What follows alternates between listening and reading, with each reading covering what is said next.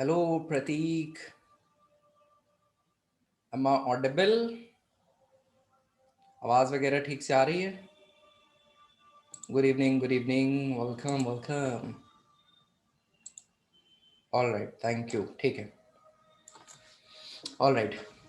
पता नहीं था क्या आज 7 बजे वाला? पता नहीं था क्या? हमने भी शायद कल बताया तो था। चलो कोई नहीं। सो कभी दिन चलेंगे हम लोग यहाँ पे, कभी दिन हम लोग चलेंगे यहाँ पे। सो कल हम लोग ने स्टार्टिंग कर दी थी अपने जियोमॉर्फोलॉजी की, और इसमें हम लोग ने देखा था internal structure of the earth. इसमें कुछ नाम थे, कुछ लोगों ने ईस्ट वेस्ट ने कौन सा मॉडल दिया है, कॉन्सेंट्रिक जोनेशन मॉडल। इसके बाद होम्स वगैरह का नाम हम लोग ने जान लिया था। उसके बाद हम लोग ने देखा कि मॉडर्न थ्योरी क्या कहती। तो मॉडर्न थ्योरी में कई लोगों का इन्वॉल्वमेंट है। इन्होंने बेसिकली जो डेवलप किया यहाँ पे, जो सामने रखा, वो ऐसे रखा कि क्या करेंगे हम लोग।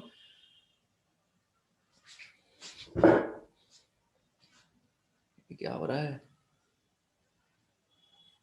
ऐसे यहाँ पे इन्होंने रखा कि सारी की सारी थ्योरीज एक जगह आ जाए। इन्होंने बोला कि जो कॉन्सेंट्रिक जोनेशन मॉडल है, ये ऐसे इन रियलिटी नहीं होता है। इन रियलिटी नहीं होता। जैसे मैंने एक एग्जांपल दिया था कि हमारी स्किन है, उसमें कई लेयर्स हैं, फिर मसल्स हैं, बोन्स हैं, so on and so fourth. In the same way हमारी पृथ्वी के नीचे भी एक कोई कॉन्सेंट्रिक जोनेशन नहीं है, उसमें भी वेरिएशन है। तो इसको दो तरीके से स्टडी करी गई थी, केमिकल लेयरिंग और इधर फिजिकल वाला पार्ट था।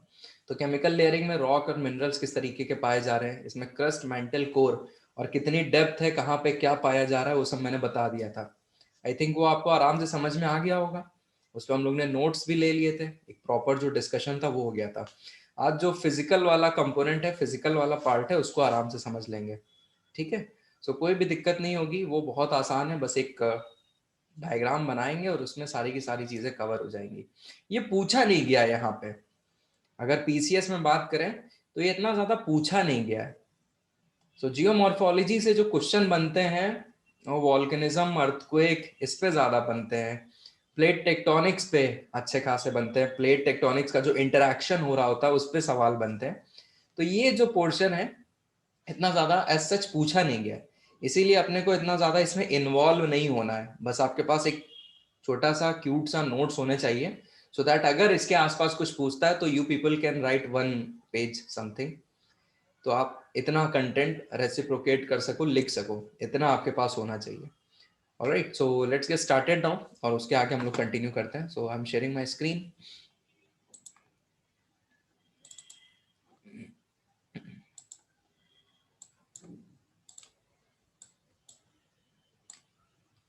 सो यहाँ तक अपना हो गया था।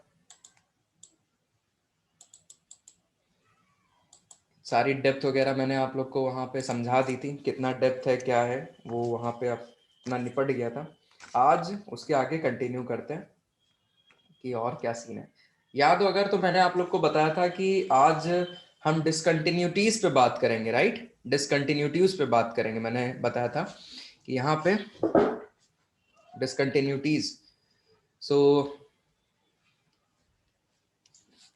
लिखिए जरा एक बात पहले। Based on chemical composition, based on chemical composition,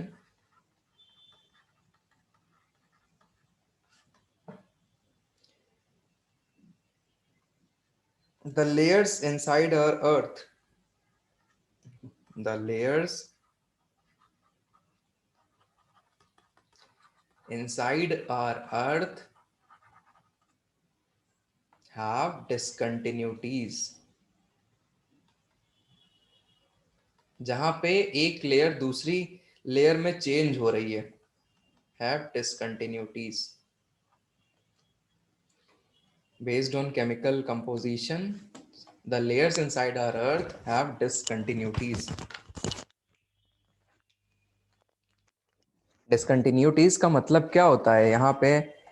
इसका मतलब होता है where one layer ends and the other starts, where one layer ends and another starts.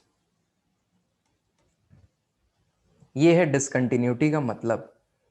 तो सबसे पहली डिसकंटिन्यूटी लिखिए Conrad discontinuity. Conrad discontinuity, it is at depth around, it is at depth around 30 to 60 kilometer. It separates upper granitic layer, upper granitic layer from the lower relatively basaltic layer, basaltic layer inside the continent। तो यहाँ पे ये continent में ही पाई जाती है discontinuity. तो actually जो हमारा कॉन्टिनेंट है अकॉर्डिंग टू केमिकल लेयरिंग, वो सीन क्या है, कुछ इस तरीके का है। सीन कुछ इस तरीके का। क्या, यहाँ पे ओशनिक शुरू हो गया, ओशनिक क्रस्ट शुरू हो गया इधर। इधर ये जो चौड़ा वाला है ये अपना कॉन्टिनेंटल क्रस्ट है। कई बार हम लोग ने इस पे डायग्राम बनाया है। तो यहाँ पे क्या है ना कि यहाँ पे अलग अलग तरीके की रॉक्स हैं, अलग अलग तरीके की। जो लाइटेस्ट है सबसे ऊपर है, जो थोड़ी डेंस है वो थोड़ा नीचे है। फिर यहाँ पे अगर देखें, यहाँ पे दूसरे तरीके की आपको दिखेगी रॉक, फिर यहाँ पे दूसरे तरीके की रॉक दिखेगी। तो ये जो कॉनरैड डिसकंटिन्यूटी है, इसको मैं दूसरे पेन से शो करता हूँ। जो कॉनरैड डिसकंटिन्यूटी है यहाँ पे, ये इन्हीं दो जोन्स को अलग करती है। ये कॉन्टिनेंट में ही होती है Conrad discontinuity. It separates upper granitic layer from the lower relatively basaltic layer. तो कल मैंने आई थिंक ग्रेनाइट और बसाल्ट आप लोग को एक रनिंग रेफरेंस लिखाया था, एक रनिंग रेफरेंस दिया था।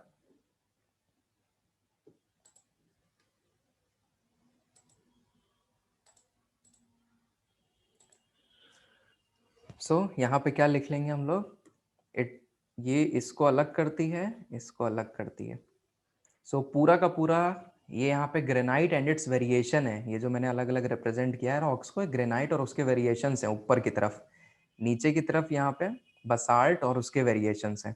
तो इन दोनों को ये सेपरेट करती है। कौन, कॉनरैड डिसकंटिन्यूटी, कॉनरैड।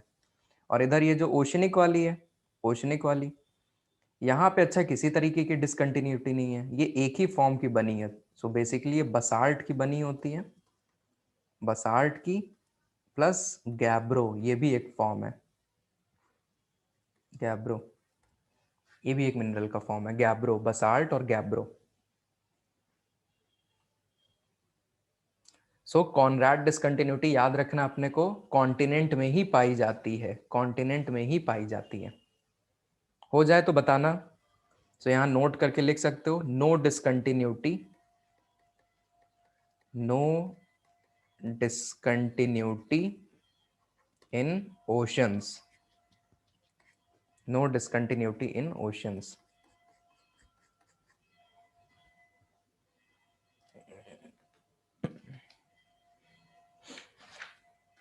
नेक्स्ट लिखिए मोहोस डिसकंटिन्यूटी। पूरा नाम मोहोरिक है, Moho's discontinuity. Second, Moho's discontinuity.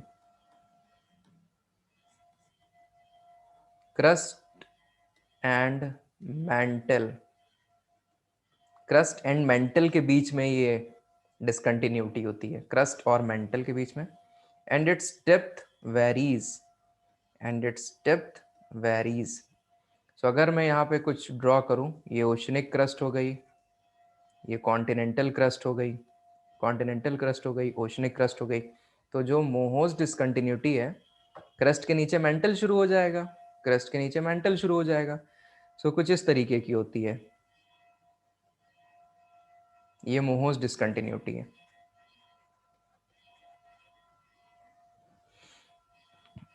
सो ये मोहोस डिसकंटिन्यूटी हो गई। तीसरी बर्च या Repetti, REPETTI, Repetti discontinuity. Birch या रेपेटी डिसकंटिन्यूटी ये कहाँ पाई जाएगी? Birch and Repetti discontinuity. तो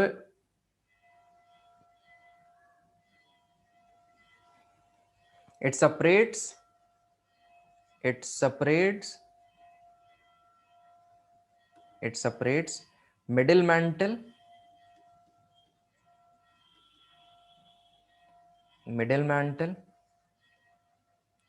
from inner mantle।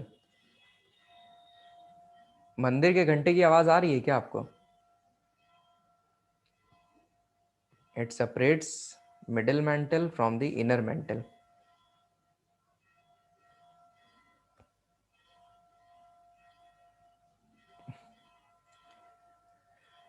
हाँ, बड़ा कोई तेजी से बजा बजा रहा है। बर्च और रेपेटी डिसकंटिन्यूटी को लेके बहुत ही डिबेट है इसके एग्जिस्टेंस पे। So it is debatable, debate on its existence, इसके एग्जिस्टेंस पे डिबेट है, इसके एग्जिस्टेंस पे डिबेट है। सो एक डायग्राम मैंने आप लोग को बनवाया होगा,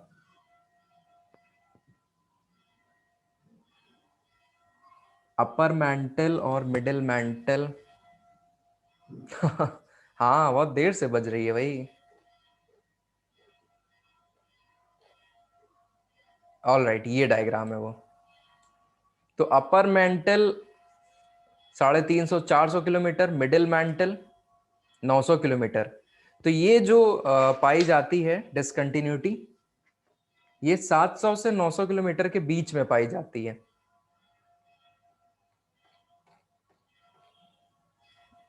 तो approx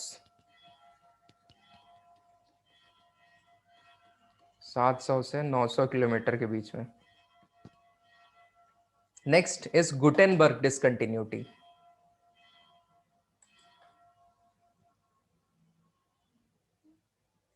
Gutenberg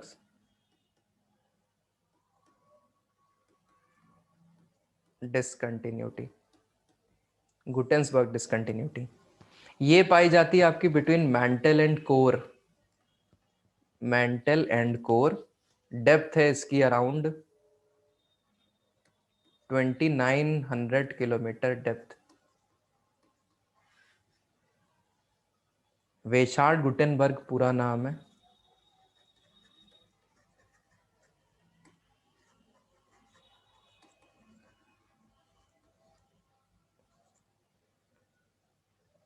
Gutenberg discontinuity mantle and core के बीच में। सो मेंटल एंड कोर के बीच में जो कह रहा है, तो ये नीचे वाला मेंटल है, अपर मिडिल इनर मेंटल। तो इनर मेंटल और कोर के बीच में कह रहा है। Last is layman discontinuity.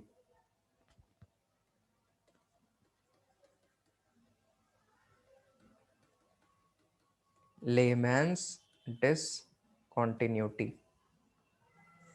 layman's discontinuity, it is between upper core and inner core, upper core and inner core, depth around approximately 4300 kilometer, 4300 kilometers।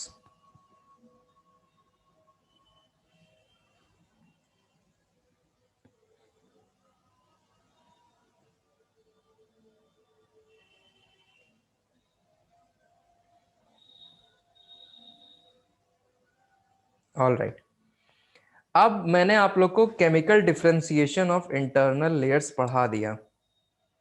Discontinuities पढ़ा दी, इसी से रिलेटेड थी, केमिकल लेयरिंग से। अब जो फिजिकल डिफरेंशिएशन है बहुत आसान है, इसी को हम लोग मैकेनिकल डिफरेंशिएशन भी बोलते हैं।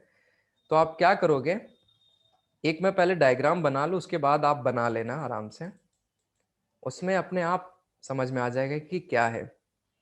तो अगर हम लोग बात करें केमिकल डिफरेंशिएशन में, तो हम लोग ने यहाँ पे देखा कि ये ओशियन है, ओशनिक क्रस्ट है, फिर कॉन्टिनेंटल क्रस्ट यहाँ आई।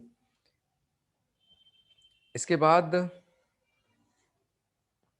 हम लोग ने देखा कि यहाँ पे upper mantle, next is middle mantle, यहाँ पे लोअर मेंटल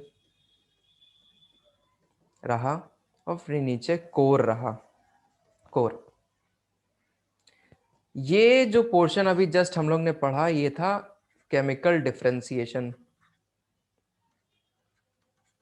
एक तरीका था लेयर्स को विभाजित करने का, इंटरनल स्ट्रक्चर रिप्रेजेंट कराने का, केमिकल डिफरेंशिएशन। अब इधर मैं बनाने जा रहा हूं मैकेनिकल डिफरेंशिएशन। मैकेनिकल डिफरेंशिएशन बोल लो, या फिर physical differentiation of internal structure of the layers बोल रहा हूं। तो शब्द बदल जाएंगे, थोड़ा सा लोकेशन चेंज होगी, तो बहुत पहले समझ लो फिर आराम से बनाना। अपर मेंटल की लाइन को मैंने एक्सटेंड किया, इसको मैंने ऐसे खींचा यहाँ पे। अपर मेंटल को मैं थोड़ा सा यहाँ पे छोड़ रहा हूं, इस पोर्शन को, ये लेंथ को मैं बोलने जा रहा हूं लिथोस्फेयर। ये ज्यादातर हम लोग यूज करते हैं डिफरेंशिएशन, फिजिकल डिफरेंशिएशन हम लोग यूज करते हैं। It is based on the rigidity, ये रिजिडिटी पे बेस्ड है, it is based on the strength, rigidity. तो ये इसको मैंने बोला है ये लिथोस्फेयर है, लिथोस्फेयर। फिर ये जो पोर्शन मैंने ये छोड़ा है अपर मेंटल का, इसको मैं यहां बोलूंगा एस्थेनोस्फेयर। यही सब हम लोग शब्द सुनते हैं, है ना, बुक में। ये है asthenosphere, lower part of upper mantle, asthenosphere. इसके बाद मैं लोअर मेंटल को आगे यहां एक्सटेंड करा रहा हूं। ये जो रीजन है इसको मैं बोलूंगा मेसोस्फेयर, मेसोस्फेयर। तो मैं यहां पे मेरा मिडिल मेंटल और लोअर मेंटल दोनों आ गया। फिर नीचे जो कोर रीजन है, कोर रीजन, सो ये पूरा आपका कहलाएगा, पूरा का पूरा कहलाएगा बैरिस्फेयर, बैरिस्फेयर। सो यहां पे अगर देखें लिथोस्फेयर में क्या है, क्रस्ट, क्रस्ट का मतलब मेरा दोनों crust, along with a part of upper mantle act as one layer। Crust plus a part of upper mantle, बनाना शुरू कर दीजिए, बना लीजिए। Crust plus a part of upper mantle acts as one layer। lithosphere it is around 100 kilometer thick, 100 kilometer thick। asthenosphere ये क्या है, remaining, remaining lower part of upper mantle, पहले मैंने बताया। तो यहां पे इस जगह पे we have discontinuities. Chemical differentiation में हम लोग क्या यहां देखते हैं, डिसकंटिन्यूटीज प्रेजेंट है, डिसकंटिन्यूटीज हियर। यहां पे ऐसा कुछ नहीं है, नो डिसकंटिन्यूटीज हियर। इसीलिए डिसकंटिन्यूटीज को हम लोग ने केमिकल डिफरेंशिएशन के बाद जस्ट पढ़ा। तो क्रस्ट ध्यान रखना है, ओशनिक क्रस्ट, कॉन्टिनेंटल क्रस्ट दोनों आती हैं लिथोस्फेयर में, और अपर मेंटल का भी एक पोर्शन आता है।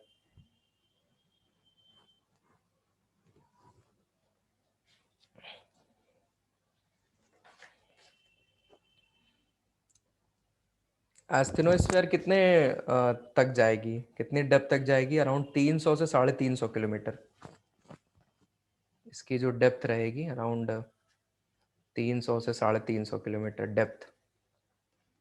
क्योंकि ये वो है ना, अपर मेंटल तक हम लोग ने ऐसे बनाया नहीं था, 350 से 400 मैंने शायद लिखाया था, 350 से 400, तो इसका अराउंड 300 350 किलोमीटर तक की डेप्थ रहती है।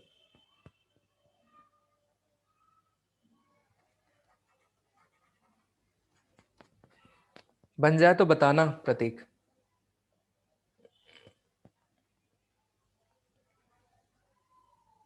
Done, all right.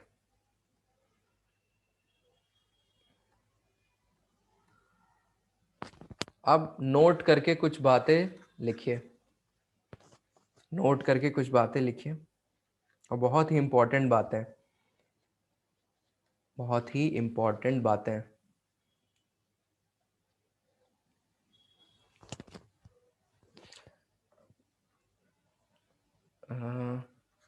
Lithosphere, lithosphere is cold, hard and brittle. It is not a continuous layer. It is not a continuous layer. Lithosphere is broken into segments. Is broken into segments known as plates. शब्द तो सुना ही होगा, plates. Lithospheric plates floats over the asthenospheres. Lithospheric plates floats over the asthenosphere.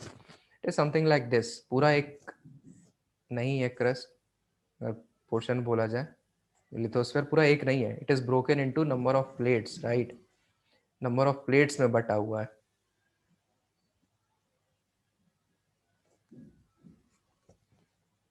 ये plate हो गई, ये plate हो गई, इधर ये प्लेट है, एक ये प्लेट हो गई, एक ये प्लेट हो गई।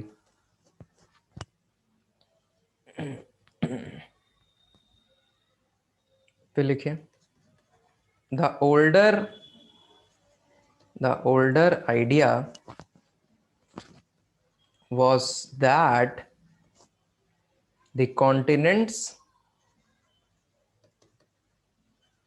floats over the oceans. ये पहले था, और कई लोग इसको आज ही पढ़ाते हैं। The older idea was that the continents float over the oceans, but this is incorrect. But this is incorrect. So modern view क्या है? Modern बात क्या है? But more modern idea, tectonics view क्या है? प्लेट टेक्टोनिक्स क्या बताती है कि lithospheric plates means oceans and continents, ocean and continents floats over the asthenosphere, floats over the asthenosphere. And why it floats? Because asthenosphere is in semi molten state, semi molten state है, semi molten state है। और सबसे important चीज है asthenosphere की एक बात, इसके पास एक शक्ति है, शक्तिमान की शक्ति है इसके पास, उसको अब हम लोग देखते हैं। So asthenosphere has a unique property.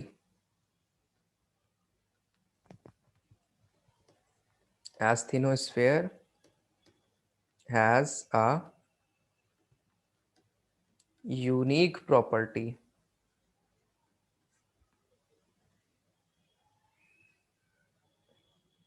ये हैज अ यूनिक प्रॉपर्टी, क्या मैं बात कर रहा हूँ, यही सेमी मोल्टन स्टेट की कैसे रहता है इसमें। Asthenosphere has a unique property because of why it has unique property, it is because of peridotite rocks. इसको मैंने कल भी लिखवाया है, because of peridotite rocks and olivine mineral. Olivine पाया जाता है उधर नीचे, ओलेवीन मिनरल पाया जाता है। ये ओलेवीन मिनरल ही पूरी शक्ति इसको अलग देता है। ओलेवीन मिनरल की बात करें जो एस्थेनोस्फेयर में नीचे पार्ट में पाया जाता है, it is dense, it is solid. In general it is solid but under stress, ये खास बात है इसकी, but under stress it flows. कुछ मटेरियल ऐसे होते हैं इन जनरल सॉलिड होते हैं, लेकिन जब उन पे आप खूब स्ट्रेस लगाओगे तो फ्लो करने लग जाएंगे। इसीलिए ये सेमी मोल्टेन है, इसीलिए ये सेमी मोल्टेन है, इस ओलिवीन मिनरल के कारण।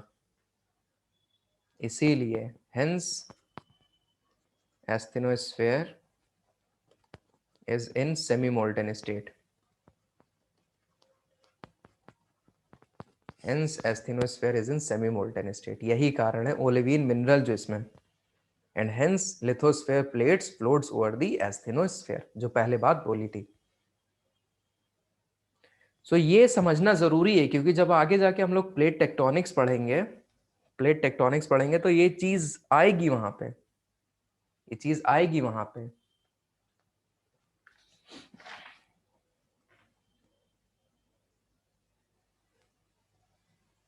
हो गया प्रतीक, समझ में आ गया क्या है यहाँ पे हो रहा है। लिथोस्फेरिक प्लेट्स हैं।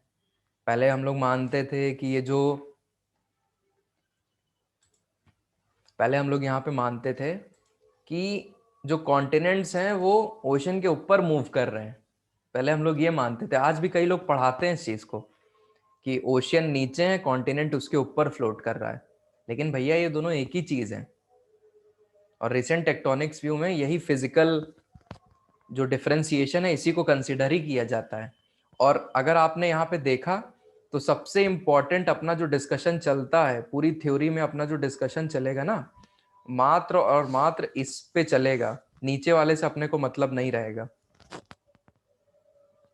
लिथोस्फेयर और एस्थेनोस्फेयर, बस, और कोई कहानी हमें नहीं समझनी है। इसी में पूरा प्लेट टेक्टोनिक्स गुजर जाएगा, इसी में हो जाएगा प्लेट टेक्टोनिक्स। लेकिन अपनी नॉलेज के लिए हम लोग को पता होना चाहिए कि फिजिकल जो कैरेक्टरिस्टिक्स हैं, किस तरीके से हम लोग ने इसको फिजिकली डिफरेंशिएट किया हुआ है अर्थ के लेयर को।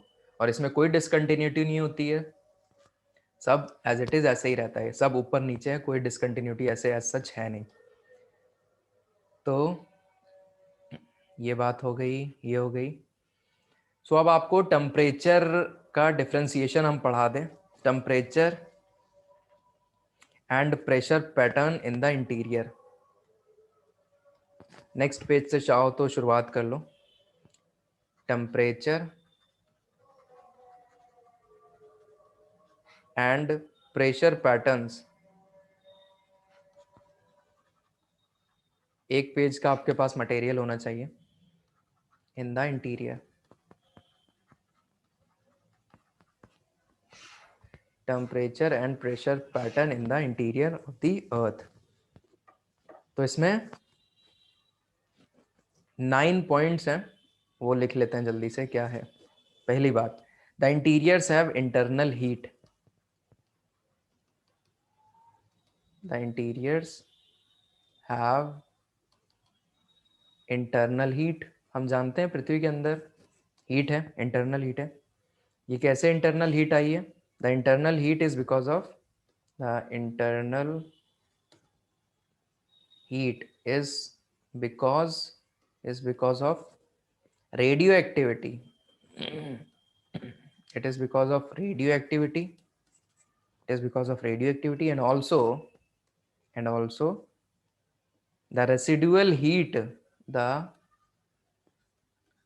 residual heat from the earth formation, from the earth's formation. जब पृथ्वी बन रही थी ना, आग का गोला थी गरम गरम, उसकी भी हीट अभी भी ट्रैप्ड है, वो भी अभी है, उसका कुछ पोर्शन रेसिडुअल हीट अभी भी है, बचा हुआ है, उसके कारण ये गर्म है.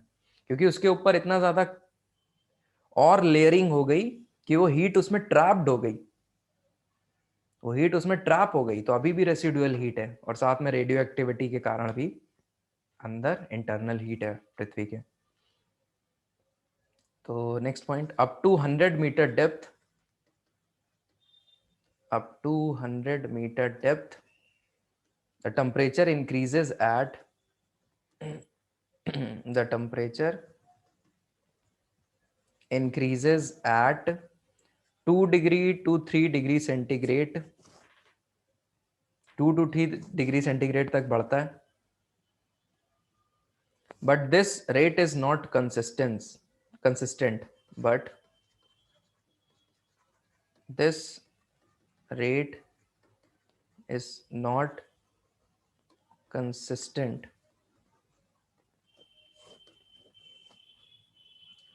तो क्या कह सकते हैं हम ये कहेंगे ऐसे एरियाज जहां पे टेक्टोनिक एक्टिविटी ज्यादा हो रही हैं, areas of tectonic activities, areas of tectonic activities have higher temperature, have higher temperature. Areas of tectonic activity का ये मतलब है जहाँ पे अर्थक्वेक हो रहा है, वॉल्केनिज्म हो रहा है, प्लेट मूवमेंट हो रहा है किसी तरीके का. So have temperatures around 1000 degree centigrade,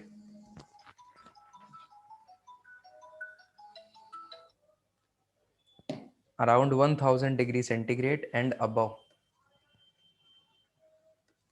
1000 degree centigrade and above. Sixth point, the asthenosphere, the asthenosphere is hotter, the asthenosphere is hotter and it is in semi molten state. हम जानते हैं क्यों, and it is in semi molten state. यहाँ पे temperature है around 1000 degree centigrade. सो इसमें और ऊपर वाले में डिफरेंस क्या है? इसमें और ऊपर वाले में डिफरेंस ये है कि 1000 डिग्री सेंटीग्रेड ऊपर, और इससे ऊपर कहाँ जा रहा था? उन एरियाज में मात्र जहां पे टेक्टोनिक एक्टिविटीज हो रही थी. लेकिन जब हम लोग और उसके नीचे आएंगे, एस्थेनोस्फीयर में एंट्री कर जाएंगे, तो वहां तो अराउंड 100, वहां पे तो 1000 डिग्री सेंटीग्रेड टेम्परेचर रहता ही रहता है. In the deeper mental, seventh point, in the deeper mental,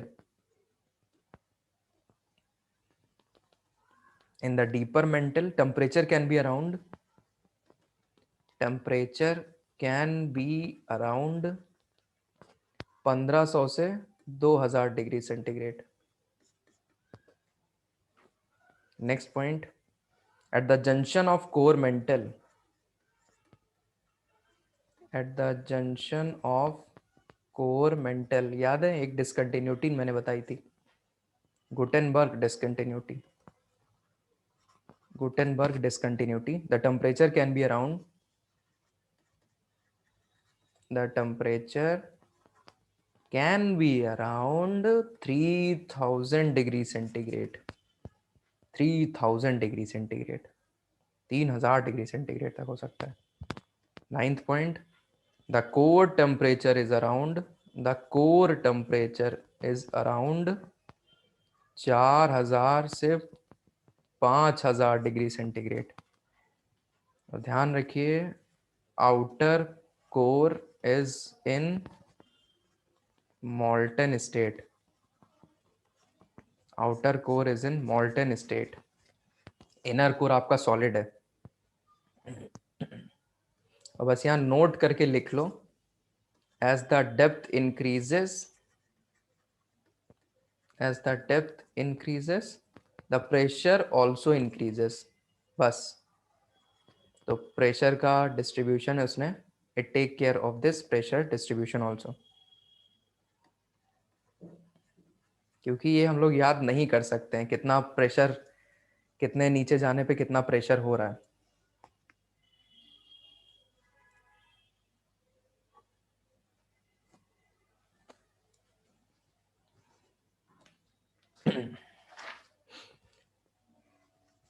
done.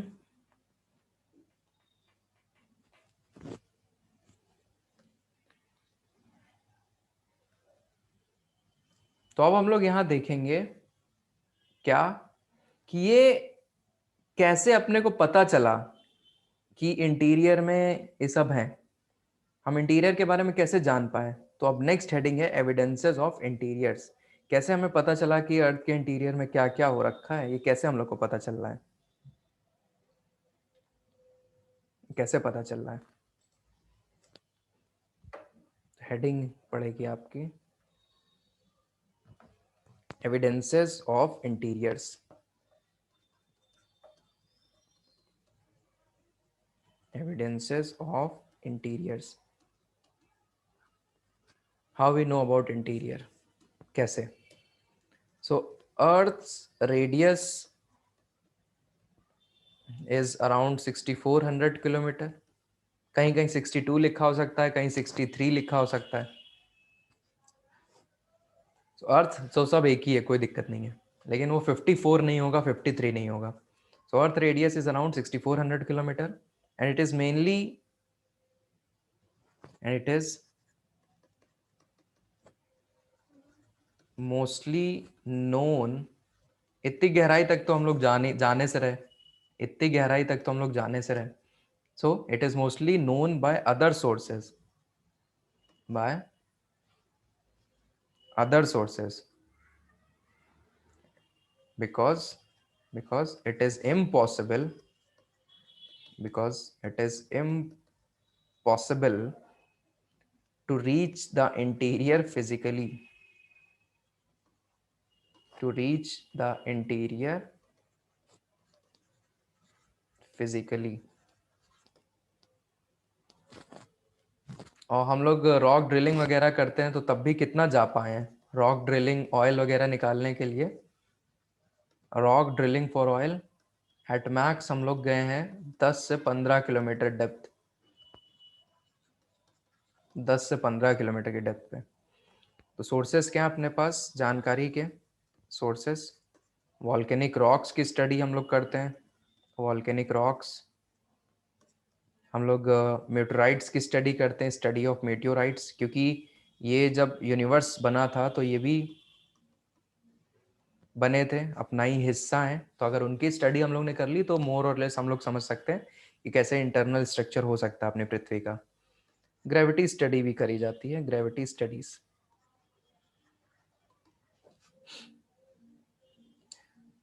Right. एक और स्टडी है and it is more reliable, the more reliable, the more reliable, the more reliable of the evidence is the study of, it's the study of seismic waves। Seismic waves की study है ना, earthquake वगैरह जहां आता है उसकी study करते हैं, तो वो ज्यादा रिलायबल है, सर्टेन है। रिलायबल मतलब सर्टेन है। अब इस पे अपना डिस्कशन होगा, अब इस पे अपना डिस्कशन होने जा रहा है कि कैसे हम सिस्मिक वेव की स्टडी करके समझ सकते हैं कि इंटीरियर ऑफ द अर्थ कैसा है। तो हम लोग इसको समझेंगे।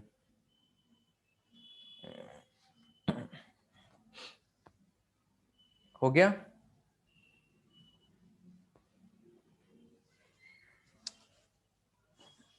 All right. तो सिस्मिक वेव स्टडी, अब इस पे कुछ बातें समझिए। Seismic wave study for the evidences of earth interior. Seismic wave study for the evidences of earth interior. So जब अर्थक्वेक आता है, जब अर्थक्वेक आता है कहीं पे, तो एनर्जी रिलीज होती है वहां पे, एनर्जी गेट्स रिलीज्ड। और ये एनर्जी तीन तरीके से बहती है, निकलती है। एक तो साउंड एनर्जी होती है भयंकर, दूसरा इलेक्ट्रोमैग्नेटिक रेडिएशन निकलता है, इलेक्ट्रोमैग्नेटिक रेडिएशन निकलता है, इलेक्ट्रोमैग्नेटिक रेडिएशन। तीसरा है मैकेनिकल वेव्स जनरेट होती हैं, मैकेनिकल वेव्स जनरेट होती हैं।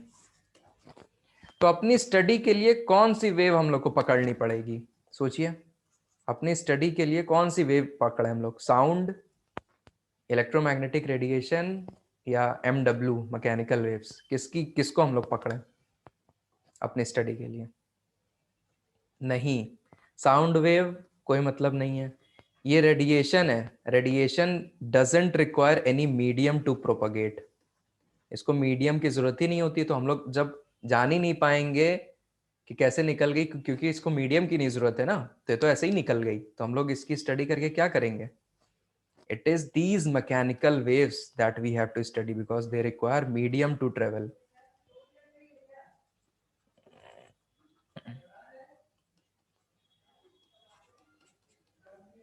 Because they require medium to travel. Hence, we are going to study these waves. क्योंकि सुनो, अब बहुत ध्यान से समझिएगा, ये जो मीडियम है बहुत कुछ डिपेंड करता है इस पे, राइट? मतलब क्या है,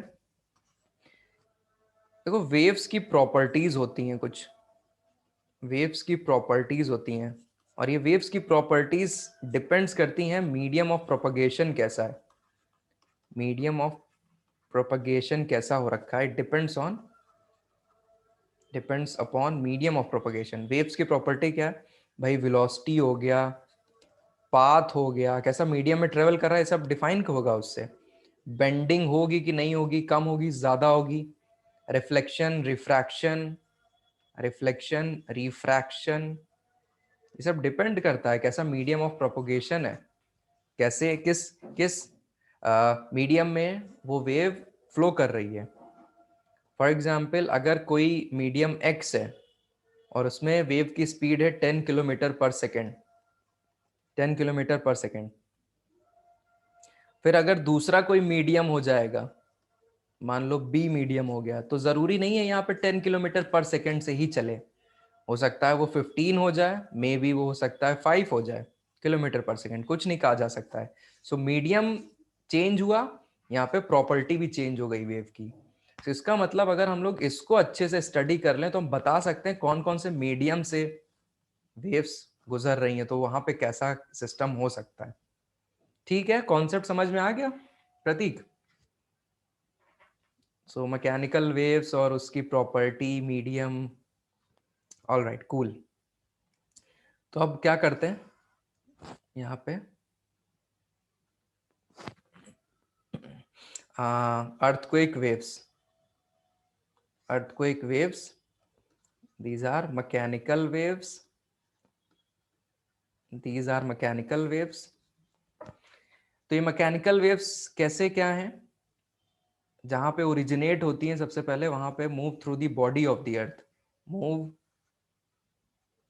through the body of the earth, उसके अंदर जो बहती हैं वो पी वेव्स और एस वेव्स, नाम तो सुना होगा, प्राइमरी वेव्स और सेकेंडरी वेव्स।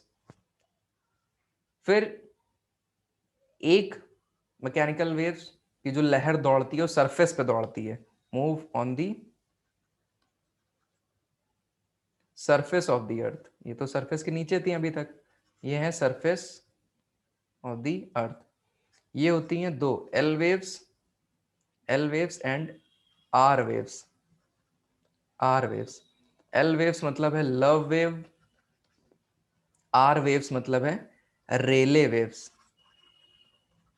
रेले वेव्स अपने को क्या पढ़ना है, अपने को ये पढ़ना है, इनसे अपने को मतलब नहीं है। एल और आर अपने को नहीं पढ़ना है, पी वेव और एस वेव पढ़नी है। सो पी वेव्स के बारे में लिख लो हल्का सा। दे आर लॉन्गिट्यूडनल वेव्स, बचपने में हम लोग ने पढ़ा ये सब। They are longitudinal waves just like sound waves, just like sound waves, जैसे साउंड वेव्स होती हैं। They require medium and they can propagate, medium तो दोनों को चाहिए। ये किस मीडियम में फ्लो कर सकती हैं? Solid, liquid as well as gaseous medium, तीनों माध्यम में दौड़ जाएंगी। Speed is proportional to the rigidity and density, जितना डेंस होगा, जितना रिजिड होगा, उतनी स्पीड होगी पी वेव्स की। Next S waves, S waves these are also known as transverse waves, transverse waves, they are like light waves, they are like light waves, they will propagate only in solid. और ये prelims में भी कई बार पूछा है, prelims में भी कई बार एस वेव और पी वेव्स पे सवाल बनते हैं, तो ये जीएस में भी आपके काम आ जाएगा। ये सवाल बनते हैं पी वेव्स और एस वेव्स, इनके डिफरेंशिएशन को लेके। सो प्रीलिम्स और ऑप्शनल और जीएस सब में ये चीज कॉमन काम आ जाएगी आपके। It will propagate only in solid medium. अभी जितना डेंस है, जितना डेंसिटी है, उस पर डिपेंड करेगा, उसी स्पीड से चलेगा S waves.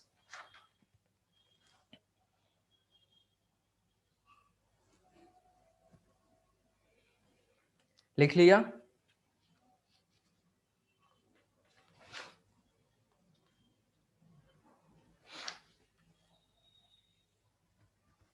All right,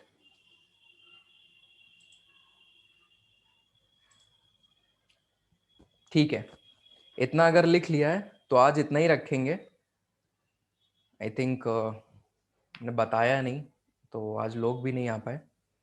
so bye and large आपको मैंने अब एंट्री करा दी है कि ये जो वेव्स हैं अब ये इंटीरियर कैसे बताएंगी, वो हम कल बताएंगे आपको। इसकी स्पीड की हम लोग स्टडी कर लेते हैं, कहाँ कहाँ पे कैसी स्पीड है, कहाँ कम हो गई, कहाँ ज़्यादा मिल रही हैं, कहीं अब कम मिल रही हैं, कहाँ ज़ीरो हो गई। तो उसकी एनालिसिस करके हम लोग इंटीरियर स्ट्रक्चर अर्थ का बना लेते हैं। ये हम कल आपको बताएंगे कैसे कैसे डिफरेंशिएट है, ठीक है। इस पे हम कल लेक्चर देंगे। तो अभी जितने नोट्स हैं उसको रिवाइज करना आराम से, किताब अभी मत उठाओ, जब हम बताएंगे तब सविंदर सिंह पढ़ना, अभी किताब नहीं छूनी है। एनसीईआरटीज अपने आप से पढ़ सकते हो, बिल्कुल पढ़ो। जीसी लियोंग पढ़ना है बिल्कुल पढ़ो, कोई दिक्कत नहीं। तो बेसिक रीडिंग जैसे मैंने सिलेब उसमें भी आपको जो सेंड किया था उसमें बताया था, बेसिक रीडिंग आप मारते रहो, उसमें कोई दिक्कत नहीं है। लेकिन जो स्टैंडर्ड बुक्स हैं वो जब हम पढ़ाएंगे तो हमारे साथ पढ़िएगा, बाकी बेसिक किताबें आराम से करते रहिए, ठीक है। चलो बहुत अच्छा, ऑल राइट, कल मिलते हैं फिर। तब तक आप चीज़ों को पढ़िए और कल हम कॉन्टिनेंटल ड्रिफ्ट थ्योरी स्टार्ट कर देंगे, कॉन्टिनेंटल ड्रिफ्ट थ्योरी, ठीक है। चलो bye bye, take care, bye bye bye.